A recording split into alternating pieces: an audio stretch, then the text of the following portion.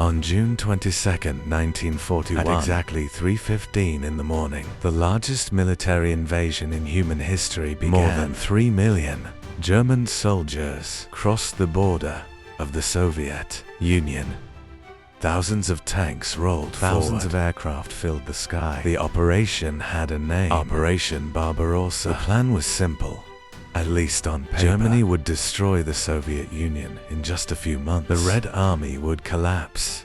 Moscow and the war in Europe would be over before winter. But history rarely follows simple plans. The man behind this invasion was Adolf Hitler. For him, the war against the Soviet Union was not only strategic, it was ideological. He believed Germany needed land in the east, what he called Lebensraum.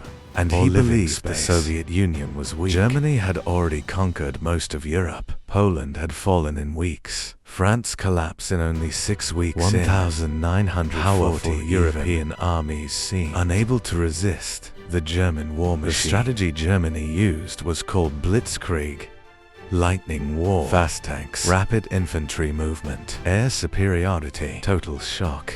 In the early hours of Barbarossa, this strategy seemed unstoppable. German forces attacked along massive front stretching almost 3,000 kilometers from the Baltic Sea in the north to the Black Sea. 3 giant army groups moved forward. Army Group North marched toward Leningrad. Army Group Center pushed toward Moscow. Army Group South advanced into Ukraine. The first weeks were catastrophic for the Soviet Union. Entire Soviet armies were surrounded and destroyed. Hundreds of thousands of soldiers were captured.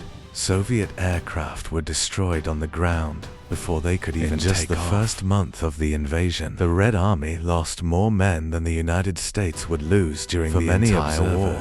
It looked like the Soviet Union might collapse at any moment. Even Soviet leader Joseph Stalin was reportedly shocked by the speed of the invasion. Germany had made one critical mistake. They underestimated the scale of the Soviet Union, and they underestimated its people.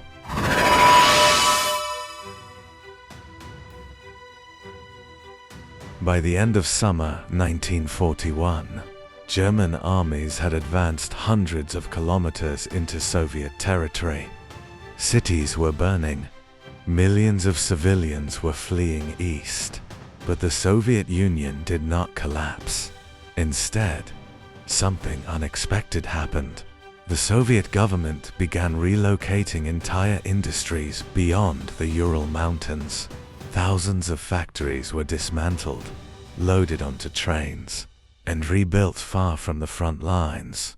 Within months, these factories began producing tanks, artillery, and aircraft again.